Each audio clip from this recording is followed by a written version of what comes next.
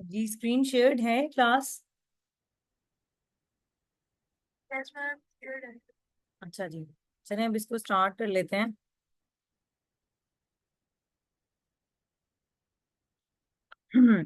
अ, ये हमारा 6 लेक्चर है डिजिटल ट्रांसमिशन का। तो इससे पहले जो है वो हम लोगों ने मतलब सर्किट स्विचिंग को हमने लास्ट टाइम कवर किया था। और सर्किट स्विचिंग का क्या कॉन्सेप्ट होता है कि जिसके अंदर हम डेडिकेटेड सर्विसेज प्रोवाइड करते हैं। बाकी हमने ये देखा था कि ये वाली जो सर्विसेज हैं जैसे कि बिट कंट्रोल है या बिट रेट कंट्रोल है, मल्टीप्लेक्सिंग जिस तरह से हमने देखा था कि मल्टीप्लेक्सिंग की फ्रिक्वेंसी डिवीजन मल्टीप्लेक्सिंग और टाइम डिवीजन मल्टीप्लेक्सिंग। ठीक है, ये दो कॉन्सेप्ट्स हमने देखे। तो इसके अलावा ये बाकी भी कॉन्सेप्ट्स हैं कि bit signal transformation, bit synchronisation, और ये सारे जो मतलब ये है कि इसके कॉन्सेप्ट्स हैं जो हमने इसमें स्टडी करने हैं। ठीक है, तो अब ये कि आज का जो इसकी करस्पॉन्डिंग है, और ये देख लें कि हमारे पास data link services, data link layer को ये सर्विसेज देती है और फिर कंट्रोल करती है ट्रांसमिशन मीडिया को, जो फिजिकल लेयर की अगर हम बात कर रहे हैं। ठीक है, तो इसमें सिग्नल्स का एक टॉपिक है कि हम एनालॉग और डिजिटल सिग्नल्स को किस तरह से आपस में कन्वर्ट करते हैं और क्या उसकी मतलब प्रोसेसिंग है। तो आज का जो टॉपिक है उसमें डिजिटल ट्रांसमिशन का है। तो डिजिटल ट्रांसमिशन का मतलब ये है कि आपकी सबसे पहले जो है हम ये बताएं कि हमारे पास digital to digital digital conversion क्या है। अब इसमें दो वर्ड यूज हो रहे हैं, डिजिटल टू डिजिटल कन्वर्जन। ठीक है, इसमें आपने दो चीजें देखनी है कि हमारे पास दो चीजें हैं, डिजिटल टू डिजिटल कन्वर्जन। तो डिजिटल टू डिजिटल, जो फर्स्ट डिजिटल है इसका क्या मतलब है, सेकंड डिजिटल है इसका क्या मतलब है। आपको मेरी आवाज आ रही है? साथ साथ मुझे बताते जाइएगा।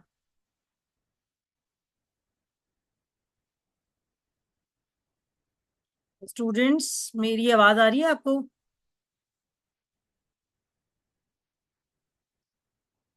अच्छा, अब इसमें ये देखें कि पहला वर्ड है डिजिटल।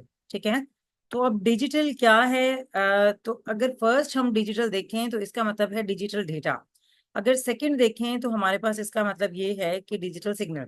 ठीक है, अब digital data to digital signal conversion, या इसके बैक भी हो सकता है, मीन्स के डिजिटल सिग्नल से डिजिटल डेटा कन्वर्जन। तो डिजिटल से टू डिजिटल का मतलब ये है कि सिग्नल टू डेटा या सिग्नल टू डेटा या डेटा टू सिग्नल कन्वर्जन जो है, वो दोनों चीजें इसके अंदर होंगी। ठीक है, अच्छा अब इसमें ये है कि इसकी 3 टेक्निक्स है, लाइन कोडिंग है, लाइन ब्लॉक कोडिंग है और स्क्रैम्बलिंग है। तो इसमें जो लाइन कोडिंग है द फर्स्ट वन, ठीक है, ये तो हमारे पास ऑलवेज ये कह लें कि हम इसको यूज करते हैं। बाकी जो दूसरी वाली है ब्लॉक कोडिंग या फिर स्क्रैम्बलिंग, इसको आप ये कह लें कि आप यूज कर रहे होते हैं समटाइम्स, और समटाइम्स आप इसको यूज नहीं कर रहे होते। तो मैं इसका बता रही थी कि आपको लाइन, जो हमारे पास लाइन कोडिंग के जो हम कह रहे हैं कि हम ऑलवेज यूज करते हैं। ठीक है, तो ये हमारे पास क्या होती है, जैसे कि आपको पता है कि हम लोग जो भी डाटा प्रोड्यूस कर रहे होते हैं, डॉक्यूमेंट्स हैं, चाहे हमारे पास कोई वॉइस का डॉक्यूमेंट है, वीडियो का डॉक्यूमेंट है, जिस तरह का भी कोई डॉक्यूमेंट है, वो हमेशा जाके कंप्यूटर जो है उसको कन्वर्ट करता है इन द फॉर्म ऑफ 0 1। ठीक है, फिर उसके बाद एनकोडर है, एनकोडर बेसिकली इस डिजिटल डेटा को डिजिटल सिग्नल में कन्वर्ट करेगा। और फिर आगे डिकोडर रिसीवर साइड पे अगर लगा हुआ है तो रिसीवर इस डिजिटल सिग्नल को डिजिटल डेटा में कन्वर्ट करेगा। अब होता ये है कि एनकोडर भी एक कंप्यूटर के ऊपर मौजूद होता है और उसी कंप्यूटर के ऊपर डिकोडर भी मौजूद होता है। क्यों होता है? क्योंकि सेंडर और रिसीवर, एक कंप्यूटर, कोई भी कंप्यूटर जो है वो सेंडर और रिसीवर दोनों हो सकते हैं। ठीक है, तो इसको अगर ये सेंडर है तो इसको एनकोडर की जरूरत पड़ेगी, अगर ये रिसीवर है तो इट वुड नीड डिकोडर। ठीक है, तो बस आपने ये पर्पस याद रखना है कि एनकोडर का पर्पस ये होता है कि वो इंफॉर्मेशन को एनकोड करके भेजें और डिजिटल सिग्नल्स के फॉर्म में जाए। और डिकोडर का मतलब ये है कि डिजिटल सिग्नल्स की फॉर्म में जो डेटा आ रहा है उसको डिजिटल डेटा में दोबारा से कन्वर्ट करें। ठीक है, आई होप कि ये कॉन्सेप्ट क्लियर होगा कि in line coding and decoding जो कि हमारे पास ऑलवेज हमें चाहिए होती है, ब्लॉक कोडिंग, स्क्रैम्बलिंग जो है, वो भी टेक्निक्स हैं कि आपने डिजिटल टू डिजिटल कन्वर्जन कैसे करनी है, लेकिन वो हमारे पास ये है कि हम उसको यूज कर रहे होते हैं समटाइम्स, और समटाइम्स उसको यूज नहीं कर रहे होते। ठीक है। अब हमारे पास नेक्स्ट कॉन्सेप्ट जो है वो इसके कुछ बेसिक कॉन्सेप्ट्स हैं। ठीक है, कि signal levels versus data levels elements. अब डेटा का मतलब है कि कितने नंबर ऑफ बिट्स जा रही हैं, और सिग्नल का मतलब ये है कि कितने आप सिग्नल लेवल्स यूज करें। सिग्नल लेवल्स अगर आपको याद हो तो मैंने आपको ये बताया था कि ये बेसिकली आपके पास वोल्टेज होता है। ठीक है। और ये आपके पास उसके करस्पॉन्डिंग एक वोल्टेज लेवल के आपके पास कितनी, 0 1 मैं यहाँ पर लिख रही हूँ कि इसका मतलब ये है कि कितनी आप बिट्स भेज रहे हैं। ठीक है, कितनी आप बिट्स भेज रहे हैं। ठीक हो गया। तो मतलब ये इसका कॉन्सेप्ट है। अब अगर पहले में देखें, ठीक है, तो इसके बाद हमने इसकी रेशो निकालनी होती है, और रेशो का जो फॉर्मूला है वो data elements divided buy signal elements है। ठीक है, data elements divided buy signal elements, के आपके पास जो डेटा एलिमेंट्स कितने हैं और उसके कितने आपके सिग्नल लेवल एलिमेंट्स यूज हो रहे हैं, इसकी रेशो निकालनी होती है। ठीक है, उससे आप बेसिकली रेट कंप्यूट कर रहे होते हैं। तो आर जो यहाँ पे जहां पे भी आपको नजर आ रहा है कि आर है, तो ये आर बेसिकली किस चीज के लिए है, रेट कंप्यूट करने के लिए। तो अब ये देखिए फर्स्ट केस को हम देख लेते हैं कि इसमें वन डाटा एलिमेंट पर वन सिग्नल एलिमेंट है। ठीक है, वन डाटा एलिमेंट के मीन्स के आपकी वन बिट है। ठीक है, और किसी एक ही सिग्नल एलिमेंट के ऊपर जा रही है। अब इसके अंदर अगर हम बात करें तो हमारे पास एक पॉजिटिव है और नेगेटिव है, और एक पॉजिटिव है, एक पॉजिटिव है एक नेगेटिव है, मतलब दो डाटा एलिमेंट्स आपके पास यूज हो रहे हैं सिग्नल लेवल्स। ठीक है, लेकिन किसी एक सिग्नल लेवल के ऊपर अगर आप नेगेटिव को देख लें, ये आपको नजर आ रहा होगा। ठीक है, ये मैं हाईलाइटर यहाँ पे शो कर देती हूँ कि अगर हम इसको देख लें, ठीक है, ये वाली चीज देखें तो इसके ऊपर हमारे पास कितनी बिट्स आ रही हैं, 1। ठीक है, अगर ये इसको देख लें जो हाईएस्ट वोल्टेज है, ये पॉजिटिव वोल्टेज है, इसके ऊपर कितनी बिट्स जा रही हैं, 1। ठीक है, ओनली 1 बिट जा रहा है। तो आपने data element divided buy signal element करना है। डाटा एलिमेंट कितना है हमारे पास, 1। ठीक है, और सिग्नल एलिमेंट्स कितने यूज हो रहे हैं, 1। ठीक है, तो इस वजह से आपका आर इज इक्वल्स टू 1 आ जाएगा, मीन्स के 1 डिवाइडेड बाय 1।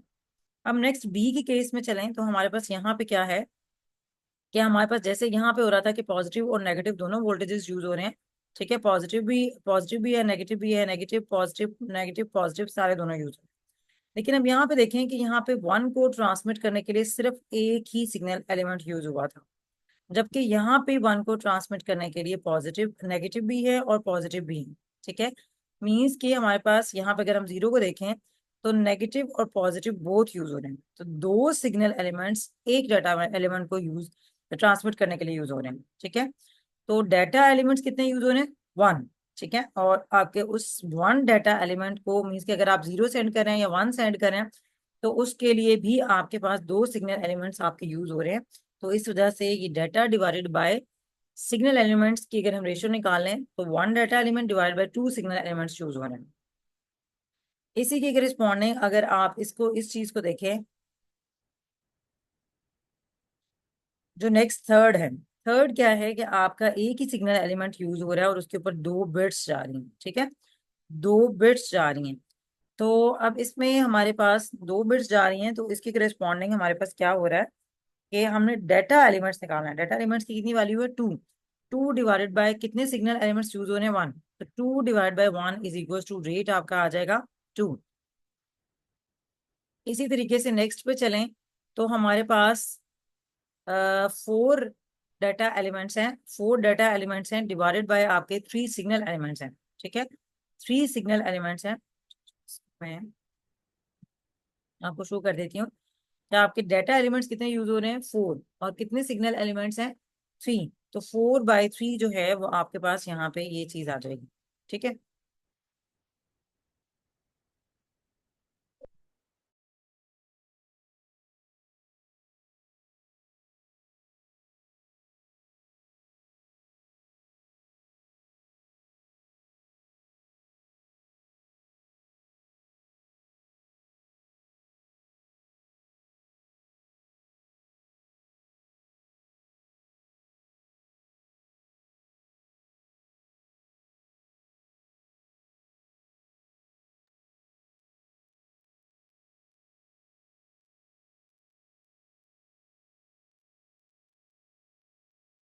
अच्छा जी, अब ये देखें कि हमारे पास 4 डाटा एलिमेंट्स थे और 3 सिग्नल एलिमेंट्स यूज हो रहे हैं। दैट्स वाई इसकी रेशियो जो है या रेट जो है वो हमारे पास 4/3 आ रहा है कि 4 data elements over 3 signal elements आ रहा है। ठीक हो गया। अब नेक्स्ट पे हम इसको चलते हैं लेके, नेक्स्ट स्लाइड क्या कहती हैं कि अब इसमें ये देखें कि हमारे पास बेसिकली यहाँ पे कुछ बेसिक इसके कॉन्सेप्ट्स हैं कि पल्स रेट और उसके करस्पॉन्डिंग जो है बिट रेट क्या चीजें हैं। ठीक है, पल्स रेट क्या है और बिट रेट क्या है, ये दो कॉन्सेप्ट्स हैं। ठीक है, कि अब इसमें हमारे पास वही डाटा लेवल्स जो हमने पीछे देखे हैं कि डाटा लेवल्स का मतलब हमारे पास यहाँ पे अब सिग्नल लेवल्स आ जाएगा with the pulse duration of 1 millisecond. ठीक है, कि दो हमारे पास लेवल्स यूज हो रहे हैं वोल्टेज लेवल के विद द पल्स ड्यूरेशन। अब पल्स ड्यूरेशन अगला कॉन्सेप्ट इसमें यह आया कि पल्स ड्यूरेशन है एक हमें गिवन है और एक हमारे पास मीन्स की टाइम गिवन है, और ये कह लें कि हमारे पास 2 डाटा लेवल्स यूज हो रहे हैं। तो उसकी करस्पॉन्डिंग हमें ये कहा गया है कि pulse rate and bit rate आपने कंप्यूट करना है। ठीक है, तो नेक्स्ट हम इसको देख लेते हैं कि तो अब ये देख लें ये फॉर्मूला जो है ना ये ऐसे ही स्लाइड्स के अंदर आएंगे और आप लोगों को ये ऐसा चाहिए यहाँ पे याद करने पड़ेंगे कि हम लोगों ने निकालना ये है, हमें पल्स रेट कहा गया है। ठीक है, पल्स रेट का मतलब ये है कि इनवर्स ऑफ पल्स ड्यूरेशन। ठीक है, इनवर्स ऑफ पल्स ड्यूरेशन। अब पल्स ड्यूरेशन हमारे पास यहाँ पे गिवन है 1 मिली सेकेंड। तो वन की अगर वन हमने यहाँ पे किया और मिली सेकेंड को अगर हम सेकेंड में कन्वर्ट करें तो मिली इज 10⁻⁻3। ठीक है, तो हमने उसको 1 × 10⁻³ लिख लिया। ठीक है, जब हम इसको कन्वर्ट करेंगे तो हमारे पास 1000 पल्सेस पर सेकेंड आ जाएंगे। ठीक है, कि एक सेकेंड के अंदर 1000 पल्सेस आ रही हैं। ठीक है, तो ये आपने याद रखना है कि पल्स रेट जो है वो बेसिकली इनवर्स है पल्स ड्यूरेशन का। ठीक है, नेक्स्ट हमने बिट रेट निकालना है।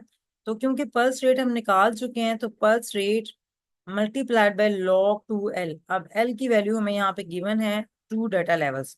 ठीक है, पल्स रेट हमने 1000 निकाला, log 2L अगर आप इसको सॉल्व करें इस चीज को तो आपके पास log 2 2। ठीक है, तो आपके पास इसका आंसर 1 आता है। ठीक है, तो 1 × 1000 आपका बिट्स पर सेकेंड आ जाएगा।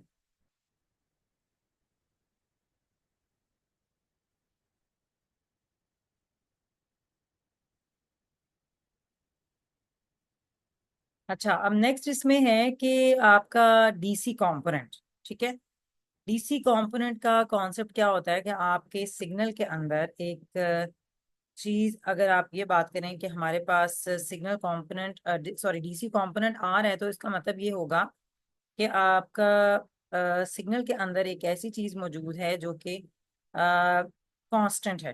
ठीक है, इससे आपने ये याद रखना है कि डीसी कंपोनेंट का मतलब ये है कि आपके सिग्नल के अंदर ऐसी चीज मौजूद है जो कि कांस्टेंट है, और कांस्टेंट का मतलब ये है कि आपने उसका जीरो का वोल्टेज जब हम यूज करते हैं मतलब हम डिफरेंट वोल्टेज लेवल रख सकते हैं just to represent the number the value of bits. ठीक है, तो अब इसमें ये है कि आपके पास 1 वैल्यू आ रही है। ठीक है, तो आपने उसका कोई ना कोई लेट से 5 वोल्ट रखा हुआ है, और अगर जीरो आपने वैल्यू सेंड करनी है तो उसके करस्पॉन्डिंग लेट से आपने 0 वोल्ट रखा हुआ है। तो जब आपने 0 0 की कोई सीरीज सेंड करनी है, क्योंकि ये देखिए ये आपके पास वो सीरीज है या बिट सीरीज है जो कि आप डाटा सेंड कर रहे हैं 1 0 1 1 0 0 0 1। ठीक है, तो अब यहाँ पे आपने हायर वोल्टेज 5 वोल्ट सेंड किया, जीरो के लिए आपने 0 वोल्ट सेंड किया। तो ये आगे पता चलता जा रहा है कि आप यहाँ पे 0 0 0 सेंड कर रहे हैं। लेकिन अब इसका मसला ये होता है कि आपका अगर सिंक्रोनाइजेशन मतलब चलिए वो वाला बाद में देख लेते हैं।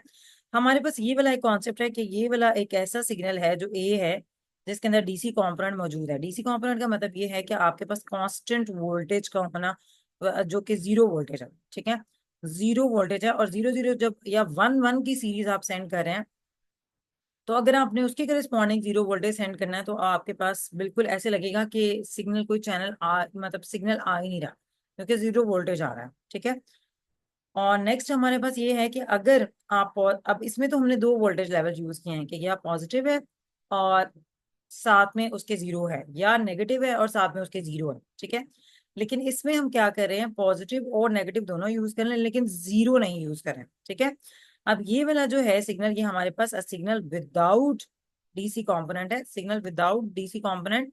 कि इसका क्या मतलब है कि आपका ये वाली चीज नहीं आ रही।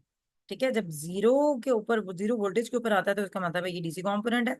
लेकिन अगर इस सिग्नल में देखें तो कहाँ कहीं भी आपको जीरो वोल्टेज वाला सिग्नल नजर नहीं आएगा। ठीक है, कि वैल्यू आपके पास जीरो वोल्टेज आ रही है।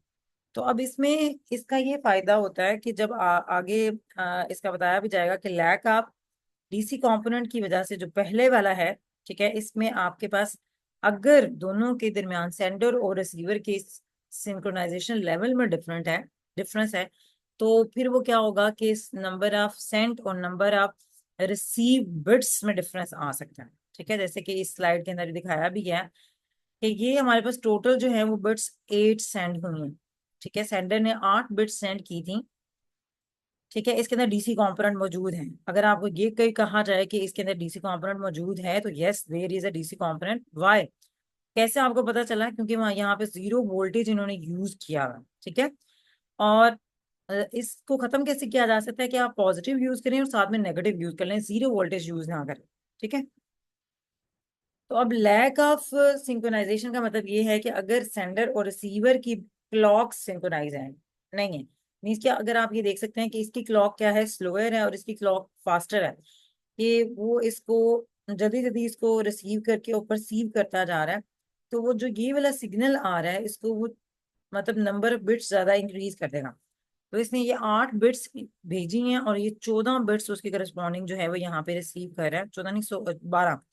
1 2 3 4 5 6 7 8 9 10 11 12। तो 12 बिट्स ये जो है रिसीव कर रहा है। 4 बिट्स जो है वो एक्स्ट्रा इस केस में आ रही हैं, जबकि सेंडर ने सिर्फ 8 बिट्स सेंड की थी। तो हर 8 बिट्स की करस्पॉन्डिंग 4 बिट्स ये एक्स्ट्रा रिसीव करना है। तो जब लैक ऑफ सिंक्रोनाइजेशन होता है in case of DC component signals, ठीक है, कि जब हमारे पास हम सिग्नल ऐसे यूज कर रहे हैं जिसके अंदर डीसी कंपोनेंट, और डीसी कंपोनेंट का मतलब ये है कि हम जीरो वोल्टेज यूज कर रहे हैं अपनी एनकोडिंग के अंदर। ठीक है, एनकोडिंग के अंदर या डिकोडिंग के अंदर हम जीरो वोल्टेज भी यूज कर रहे हैं। ठीक है, इनकोडर का यही करता है ना कि आपके पास डिजिटल डाटा को डिजिटल सिग्नल में कन्वर्ट करता है। तो ये बेसिकली इनकोडिंग का प्रोसेस हो रहा है। जब डिकोडिंग का प्रोसेस है कि इस सिग्नल को इस डाटा में कन्वर्ट करना, तो वो अगर इनकी क्लॉक्स के दरमियान डिफरेंस है, कि अगर इसकी क्लॉक स्लोअर है सेंडर की और रिसीवर की उससे फास्टर है, तो then there will be a difference in the number of bits received. ठीक है, तो हम ये कहते हैं कि हम ये डीसी कंपोनेंट को यूज ना करें, क्योंकि इसकी वजह से हमारे पास नंबर ऑफ बिट्स जो सेंड हो रही हैं या रिसीव हो रही हैं उसमें डिफरेंस आएगा।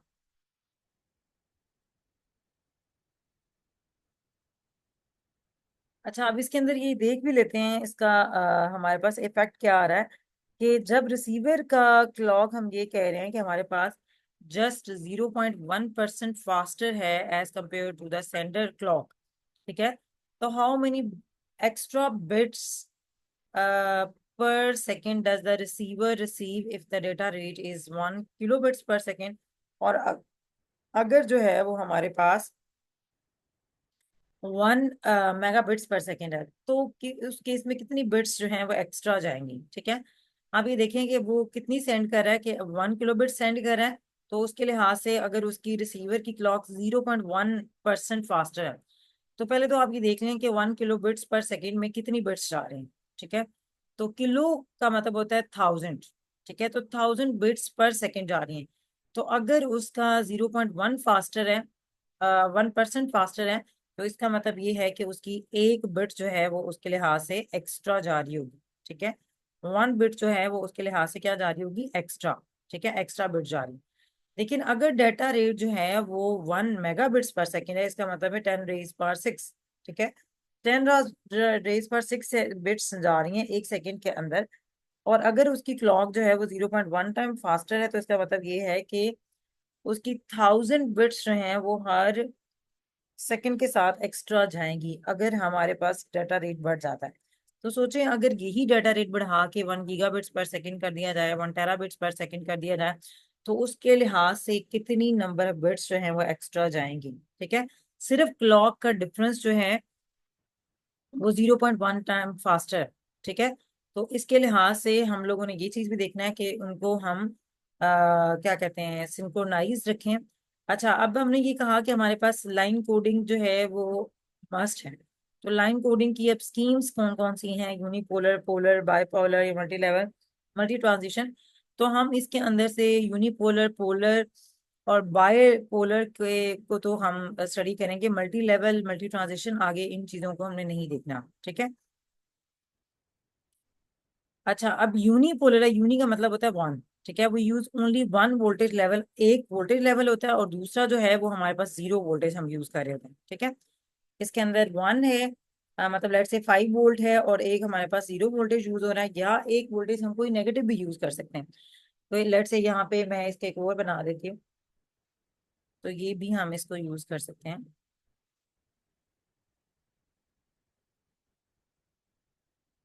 कि मैं अगर इसकी करस्पॉन्डिंग जो है वो ये नेगेटिव, ये फिर उसके लिहाज से जीरो आ जाएगा, ठीक है। ये नेगेटिव, ठीक है। तो ये देख लेंगे हमारे पास उसके लिहाज से ये बनता जा रहा है कि आपके पास अगर आपने उसके करस्पॉन्डिंग से ये यूज किया है कि ये नेगेटिव वोल्टेज है, लेट से जीरो को सेंड करने के लिए नेगेटिव वोल्टेज है, और ये वाला जो है ये आपके पास, अगर मैं इसकी बात करूं, ठीक है ना, तो ये हमारे पास ये वाले जो लेवल्स आ रहे हैं ये हमारे पास 0 वोल्ट है, और ये लेट से माइनस में कुछ 2 है, 3 है, 4 है, तो इस तरह से, ठीक है। तो ये हमारे पास ये इस तरह से भी किया जा सकता है कि तो यूनी का मतलब ही ये है कि आपने सिर्फ उसके अंदर जो है वो कोई एक वोल्टेज लेवल जो है वो यूज करना है, ठीक है। और बाकी जो दूसरा होगा वो आपके पास क्या यूज होगा, पॉजिटिव या नेगेटिव, ठीक हो गया, पॉजिटिव या नेगेटिव।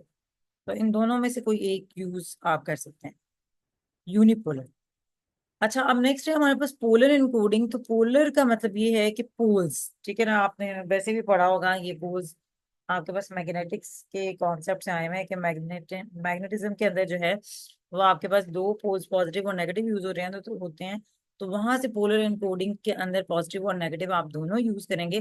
तो पोलर की फर्दर बहुत सारी टाइप्स हैं, जिसमें से एक हमारे पास है NRZL, ठीक है, और सेकंड है हमारे पास NRZI। अब इसको ध्यान से आपने सुनना है। यूनिपोलर का हमने देखा था कि उसमें एक या तो पॉजिटिव है जीरो के साथ या नेगेटिव है जीरो के साथ, ठीक है। अब पोलर है तो इसमें पॉजिटिव और नेगेटिव दोनों है, ठीक है। इसके अंदर ये देखिए पॉजिटिव है और दूसरा नेगेटिव है, पॉजिटिव नेगेटिव, ठीक है। ये तो बात आपको समझ आ गई। अब एल का मतलब ये है कि आपने फिक्स कर दिया है कि जीरो के लिए you will always use positive, और वन के लिए you will always use negative. तो जहां जहां भी आपका वन आ रहा है वहां पे आप देख सकते हैं कि सारा नेगेटिव वोल्टेज आ रहा है, ठीक है। ये energy non return to zero, L means के level, non return to zero level, ठीक है। अब नेक्स्ट है हमारे पास non return to zero inversion. अब ये थोड़ा सा डिफरेंट कॉन्सेप्ट है कि अगर आपने जीरो को स्टार्ट किया, ठीक है, वन है, तो वन का मतलब ये है कि आपका अगर नेक्स्ट बिट वन आती है तो आपने ट्रांजिशन करनी है। अब ट्रांजिशन का मतलब ये है कि अगर आप पॉजिटिव वोल्टेज पे थे अभी करंट, तो नेक्स्ट बिट आपने देखा जीरो है, तो आपने ट्रांजिशन करनी है, पॉजिटिव से नेगेटिव पे चले जाना, ठीक है। अगर जीरो है तो you will be on the same voltage के, नेगेटिव है तो नेगेटिव नेगेटिव चलता जाएगा, नेक्स्ट बिट भी जीरो है तो नेगेटिव आ गया। अब आपने यहाँ पे नेगेटिव पे होते हुए नेक्स्ट बिट देखा कि हमारे पास क्या आ रही है, वन आ रही है, ठीक है। तो आपने ट्रांजिशन लेनी है। ट्रांजिशन का मतलब ये है कि आपने नेगेटिव से पॉजिटिव वोल्टेज में जाना, ठीक है। फिर उसके बाद अगेन नेक्स्ट बिट वन है तो आपने पॉजिटिव से नेगेटिव पे आ गए, नेक्स्ट बिट अगेन वन है तो नेगेटिव से पॉजिटिव पे आ गए, नेक्स्ट बिट जीरो है तो आप पॉजिटिव पे ही रहे, ठीक है। अब यहाँ पे क्वेश्चन किस तरह के आ सकते हैं, क्वेश्चन ये आ सकता है कि NRZL के साथ आप कोई भी डाटा सीक्वेंस दी हुई है तो उसके साथ आपने वेव फॉर्म ड्रॉ करनी होगी, ठीक है। या NRZI के साथ, या फिर ये हो सकता है कि आपके पास ये वेव फॉर्म गिवन हो और आपको ये कहा गया हो कि डाटा सीक्वेंस निकालनी है। तो व्हाट विल यू डू कि आप NRZL का अगर आपको ये कहा गया है तो आपने वोल्टेज फिक्स करके वैल्यू के लिहाज से, ठीक है, तो आपने उसको डिकोड कर लेना है कि आपके पास अगर ये वैल्यू गिवन है तो आपने ये कहना है कि नेगेटिव वोल्टेज या पॉजिटिव वोल्टेज अगर वन के लिए फिक्स कर लिया आपने, ठीक है, तो उसके लिहाज से आप उसको ये वाली चीज बनानी है, ठीक है। जबकि इसके अंदर जो है वो आप फिक्स नहीं कर सकते, उसके अंदर आपको बताना पड़ेगा कि आपके पास इन्वर्जन अगर जहाँ पे प्रेजेंट है तो इसका मतलब ये है कि आपके पास नेक्स्ट बिट प्रेजेंट वन होगी, ठीक है। अब यहाँ पे देखें इनकी अगर आप वैल्यूज देखें तो आपके पास ये इन दोनों वैल्यूज यहाँ पे आपके पास 0 आ जाती है। यहाँ पे तो यहाँ इन्वर्जन आई है वोल्टेज की कि पॉजिटिव से नेगेटिव आया, तो इट मीन्स कि दिस वैल्यू इज 1। ठीक है, इसी तरीके से यहाँ इन्वर्जन आई है तो दिस वैल्यू इज 1। यहाँ अगेन इन्वर्जन है यहाँ से तो दिस वैल्यू इज 1। यहाँ अगेन इन्वर्जन है तो दिस वैल्यू इज 1। ठीक है, अब यहाँ पे सेम है तो दिस वैल्यू इज 0। ठीक है, तो आपने इस तरह से इसको करके डिकोड कर लेना। तो इसका एनकोडिंग या डिकोडिंग दोनों तरह से ये क्वेश्चन में आ सकता है। अब एनआरजी एल है तो the level of the voltage determines the value, but जिस तरह से मैंने कहा ना कि पॉजिटिव है तो उसके लिहाज से आपके लेट से हमने 0 रखा हुआ है पॉजिटिव है, और नेगेटिव है तो आपने उसके लिहाज से बता देना कि जो 1 है। ठीक है, तो एनआरजी इन्वर्जन जो है इसमें बेसिकली इन्वर्जन की प्रेजेंस या लैक ऑफ इन्वर्जन, ठीक है, कि प्रेजेंस है इन्वर्जन, इन्वर्जन हो रही है या इन्वर्जन नहीं हो रही, वो बेसिकली ये डिटरमिन करेगा कि वैल्यू क्या है बिट की। अगर तो इन्वर्जन है, ठीक है, तो इसका मतलब ये है कि 1 है। अगर इन्वर्जन नहीं है मीन्स कि सेम वोल्टेज चल रहा है, तो नेक्स्ट बिट की वैल्यू क्या है, 0 आ रही है। ठीक हो गया। अच्छा, अब ये नेक्स्ट हमारे पास एक और इसकी टाइप है रिटर्न टू 0। ठीक है, रिटर्न टू 0। ठीक है, इनकोडिंग। तो अब इसमें हम सारी इनकोडिंग की टाइप्स पढ़ रहे हैं। ठीक है, तो मीन कि हम डाटा सीक्वेंस को डाटा फॉर्म जो है हमारे पास वेव फॉर्म के अंदर कन्वर्ट कर रहे हैं। ठीक है, तो अब इसके अंदर देखें कि हमारे पास अब हमारे पास रिटर्न टू 0 है। पहले हमारे पास ये था कि हम लोगों ने पॉजिटिव से नेगेटिव, नेगेटिव से पॉजिटिव इस तरह जा रहे थे। ठीक है, अब ये है कि हमारे पास 0 भी बीच में इंक्लूड किया है। कि हमने लेट से यहाँ पे क्या किया, हमने नेगेटिव वोल्टेज रखा है 0 के लिए, पॉजिटिव वोल्टेज रखा है 1 के लिए। ठीक है, नेगेटिव जब हमने रखा, फर्स्ट हाफ जो है वो हमारे पास नेगेटिव होगा और सेकंड हाफ हमारे पास 0 होगा। ठीक है, फर्स्ट हाफ हमारे पास नेगेटिव होगा और सेकंड हाफ हमारे पास क्या होगा, 0। ठीक है, इसी तरीके से 1 के लिए अगर हमने ये रखा है कि फर्स्ट हाफ हमारे पास पॉजिटिव है तो सेकंड हाफ विल बी 0। ठीक है ना, नेगेटिव और पॉजिटिव ये 0 और 1 के लिए हमने फिक्स कर लिया। लेकिन इसके साथ में हमने ये किया कि इनको दोनों को 1 हाफ में डिवाइड करके, ठीक है, तो साथ में हमने 0 पे आधा हाफ लेके जाना है, चाहे वो पॉजिटिव 1 है चाहे वो 0 है। ठीक है, तो दूसरा हाफ जो है वो उसका हमेशा 0 पे होगा। ठीक है, अच्छा, अब इसके बाद ये है कि हमारे पास 0 के लिए हमने किया 1, नेक्स्ट बिट आ गई तो हमने ये सिग्नल यूज किया। अगर हमारे पास 0 है तो हमने ये यूज किया, अगेन हमारे पास 0 है। ठीक है, तो बेसिकली ये वाली जो ट्रांजिशंस हैं कि हम सिग्नल के एक डाटा बिट को सेंड करने के दौरान ही हम पॉजिटिव से 0 पे आते हैं या नेगेटिव से 0 पे आते हैं, ये बेसिकली आप डीसी कंपोनेंट को अवॉइड कर रहे हैं। और आपको पता है कि डीसी कंपोनेंट जो है वो बेसिकली क्या होता है, आपकी सिंक्रोनाइजेशन को जो है वो इफेक्ट करता है। ठीक है, तो ये बेसिकली ये वाली जो चीज हो रही है कि आप पॉजिटिव नेगेटिव से 0 पे आ रहे हैं या पॉजिटिव से 0 पे आ रहे हैं, ये ट्रांजिशन जो है वो बेसिकली सिंक्रोनाइजेशन को के लिए यूज हो रही है कि आपको अगर लैक ऑफ सिंक्रोनाइजेशन आता है तो वहां पे आपको हेल्प आउट करती हैं। फिर नेक्स्ट है हमारे पास मैनचेस्टर एनकोडिंग, ये भी हमारे पास इसकी ही स्कीम है। ठीक है, पोलर की। तो अब बेसिकली इसमें क्या है कि आपके पास जिस तरह से हमने ये देखा है कि हमने दरमियान में पोलर के अंदर हमने दरमियान में मतलब उसकी वैल्यू को चेंज करना है। ठीक है, या हमने 0 पे आना है, तो आरजी के अंदर तो हम 0 पे आ रहे हैं।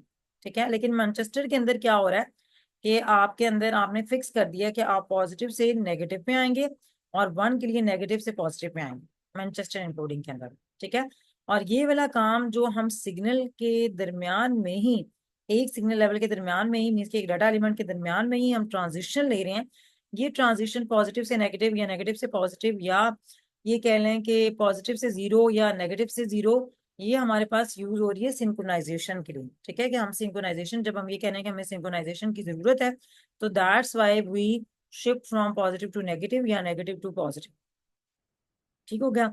अच्छा, अब इसके अंदर यहाँ पे मैनचेस्टर एनकोडिंग के अंदर हमने फिक्स किया हुआ, तो जहां जहां भी देख लें, जहां जहां भी 0 आ रहा है वहां पे आपको ये वाला सिग्नल एलिमेंट नजर आएगा। ठीक है, यहाँ पे लेट से यहाँ पे 0 है तो ये वाला पॉजिटिव से नेगेटिव। तो आपने ये दो बातें याद रखनी है कि जब हमारे पास 0 है मैनचेस्टर एनकोडिंग कोडिंग के खिलाफ, के लिहाज से, तो वहां पे आपने पॉजिटिव से नेगेटिव इसको रखना है, और 1 के केस में नेगेटिव से पॉजिटिव, नेगेटिव से पॉजिटिव, ठीक है। तो ये दोनों मतलब इस तरह से हम। अच्छा, नेक्स्ट है हमारे पास डिफरेंशियल मैनचेस्टर। डिफरेंशियल मैनचेस्टर के अंदर जो है, जैसे कि इसके अंदर तो हमने फिक्स किया हुआ कि हमारे पास चाहे जो मर्जी आ जाए वैल्यू हमारे पास यही होगा, ठीक है। लेकिन डिफरेंशियल मैनचेस्टर के अंदर वंस यू विल डिसाइड कि हमारे पास स्टार्टिंग वोल्टेज क्या था, ठीक है, उसके बाद आपने डाटा वैल्यू को देखना है, ठीक है। अच्छा, अब इसमें ये है कि अगर स्टार्ट में ही ट्रांजिशन हो रही है, ट्रांजिशन का मतलब ये है कि पॉजिटिव से नेगेटिव या नेगेटिव से पॉजिटिव वोल्टेज चेंज हो रहा है, ठीक है। वोल्टेज के चेंज को हम ट्रांजिशन कहते हैं, ठीक है। कि ट्रांजिशन अगर हो रही है स्टार्ट में ही, तो इसका मतलब ये है कि बिट की वैल्यू क्या है, जीरो है।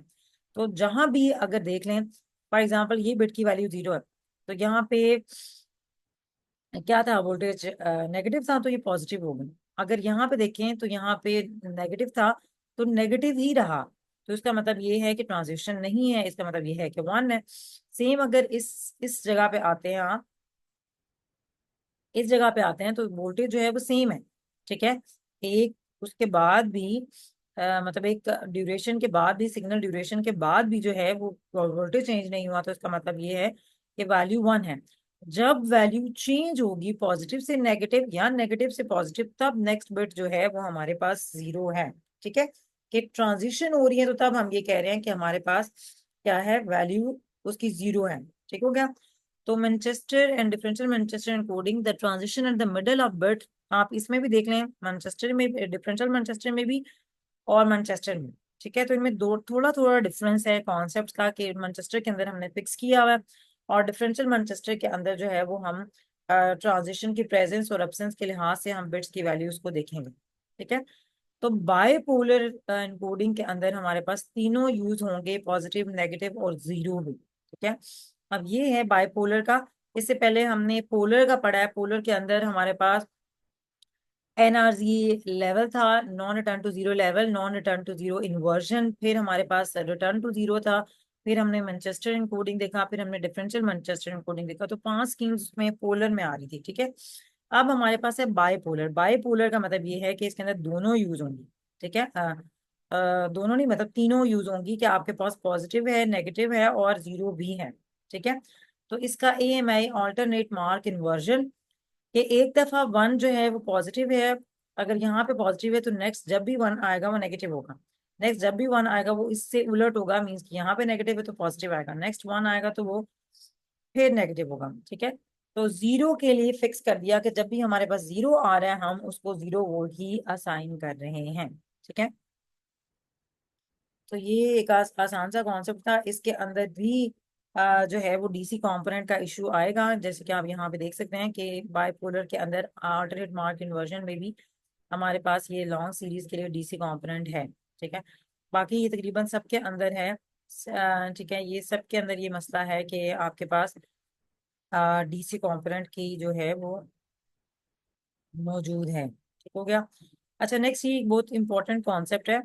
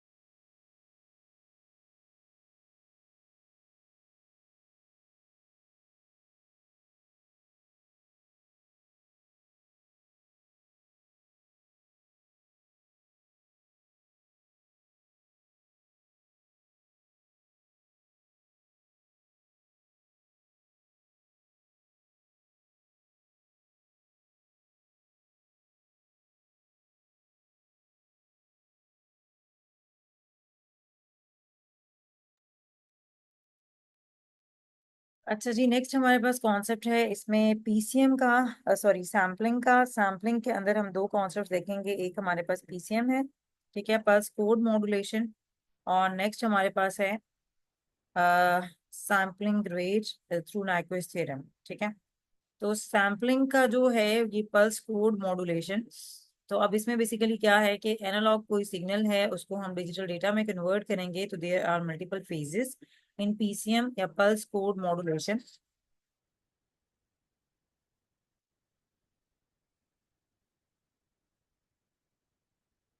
पल्स कोड मॉड्यूलेशन, ठीक है। तो इसमें सैम्पलिंग है फर्स्ट स्टेप। सैम्पलिंग का देख लें, यहाँ पे आपके पास पल्स एम्पलीट्यूड मॉड्यूलेटेड सिग्नल आ जाएगा कि आपने उसमें से सिर्फ सैंपल्स रखे हैं। फिर क्वांटाइजेशन जो है, क्वांटाइजेशन के अगेंस्ट आपने उसको कुछ ना कुछ वैल्यूज असाइन करनी है हर सैंपल्स के लिहाज से, और लास्ट में आपने जो लेवल्स असाइन किए होंगे उसको आपने इनकोड कर देना है, ठीक है। तो अब इसमें ये पूरा इसकी एक एग्जांपल है, इसको हम देख लेते हैं कि ये किस तरह से इसमें क्वांटाइजेशन और सैम्पलिंग हो रही है, ठीक है, या इनकोडिंग हो रही है। तो ये आपके पास बेसिकली एक सैम्पल्ड सिग्नल नजर आ रहा है, जैसे ये यहाँ पे है, ठीक है, ये एक सैम्पल्ड सिग्नल है आफ्टर सैम्पलिंग, ये यहाँ पे आपको शो किया गया है, ठीक है। तो ये आपके पास बेसिकली उस सिग्नल के आपने सैंपल्स लिए हुए हैं, ठीक है, सैंपल्स आपके पास आ गए। सैंपल्स लेने के बाद बेसिकली आपने क्या किया है, क्या आपने यहाँ पे इसके नॉर्मलाइज एम्पलीट्यूड वैल्यूज जो है वो असाइन की हैं कि 0 से स्टार्ट करेंगे, और आप D-3, इस तरह के 2D-2D, 3D-3D, 4D-4D, तो ये आप दोनों तरफ जो है पॉजिटिव और नेगेटिव साइड पे आप इसको असाइन कर देंगे, ठीक है। फिर आपने क्या करना है कि जो नेक्स्ट क्वांटाइजेशन का स्टेप है, क्वांटाइजेशन के स्टेप के अंदर आपने जो ये वाली वैल्यूज असाइन की हुई हैं इनके दरमियान में रख के यहाँ से 0 1 2 3 4 अप टू जितने भी आप इसके लेवल्स बना सकते हैं। यहाँ पे देखिए 8 हैं, तो ये 8 वैल्यूज हमने इसकी बना ली। उसके लिहाज से हम लोगों ने क्या करना है, ये थोड़ा सा इंपॉर्टेंट स्टेप है, यहाँ पे समझने वाली बात है कि सैम्पल्ड सिग्नल था, सैम्पलिंग के बाद हमने उसकी नॉर्मलाइज एम्पलीट्यूड दिए, फिर उसके बाद क्वांटाइजेशन कोड्स हमने प्रोवाइड कर दिए। क्वांटाइजेशन कोड्स के बाद हम लोगों ने क्या करना है कि इस सिग्नल की जो वैल्यूज आ रही है, जैसे कि यहाँ पे देखें ये -6.1 है और ये D और -2D के दरमियान आ रहा है, तो ये आपके पास जो वैल्यू इसके करस्पॉन्डिंग लाई कर रही है दैट इज 2, जो कि हमने यहाँ पे लिखी। Same we will go for the next one. 7.5 value आ रही है और इसके करस्पॉन्डिंग हम यहाँ पे देखेंगे तो 5 वैल्यू आ रही है, 5 हमने लिख ली। अब नेक्स्ट यहाँ पे 16.2 आ रहा है, तो ये हमारे पास इस 7 के करस्पॉन्डिंग आ रहा है, हमने यहाँ पे लिख लिया। 19.7 भी 7 के करस्पॉन्डिंग आ रहा है, तो हमने यहाँ पे 7 लिख लिया। अच्छा 11 है, तो 11 इसके करस्पॉन्डिंग हमारे पास यहाँ पे 6 की वैल्यू आ रहा है, तो दैट्स वाई हमने यहाँ पे 6 लिख लिया। इसी तरीके से हमारे पास ये वाला जो है 5.5 -5.5, ये 2 आ रहा है, तो हमने यहाँ पे लिख लिया। -11.3 हमारे पास 1 की रेंज में लाया कर रहा है, और इसी तरीके से हमारे पास 9.4 और 6, -6 जो है, -9.4, और ये दोनों जो है ये हमारे पास स्काई ब्लू मीन्स के 2 की रेंज में लाया कर रहे हैं। अब ये हमारे पास क्वांटाइजेशन हो गई, ठीक है, क्वांटाइजेशन कोड्स हमने यहाँ से अचीव कर लिए। हम नेक्स्ट क्या करेंगे कि यहाँ पे इनकोडेड वर्ड्स देखें। जितने हमने लेवल्स डिसाइड किए थे, मीन्स के यहाँ पे हमारे पास 8 थे, तो 2 raised 3 is 8, तो हमने हर क्वांटाइजेशन कोड को 3 बिट्स में कन्वर्ट कर दिया, ठीक है ना। जैसे 2 है तो उसको 10 भी लिख सकते थे आप, ठीक है। 1 है तो उसको 1 भी लिख सकते हैं आप, सिर्फ बाइनरी में जब आप कन्वर्ट करेंगे। तो हमने क्या करना है, 3 बिट्स में उसको कन्वर्ट करना है, दैट इज y के 2 is converted to 0 1 0, and 5 is converted to 1 0 1, and 7 is converted to 1 1 1, and again 7 is converted to 1 1 1, ठीक है।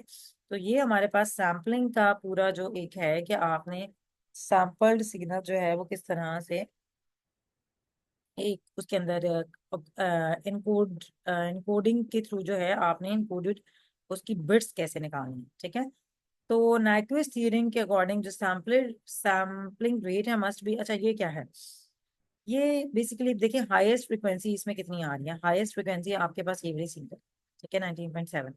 तो 19.7 जो है वो हमारे पास इसका 2 टाइम्स अगर आप करते हैं तो अराउंड 40 बनता है, तो आपके पास इतना जो है वो आपका सैम्पलिंग रेट होना चाहिए। अब नेक्स्ट एक बहुत इंपॉर्टेंट कॉन्सेप्ट है ट्रांसमिशन मोड्स। इसको हम नेक्स्ट उसमें देखते हैं, ठीक है।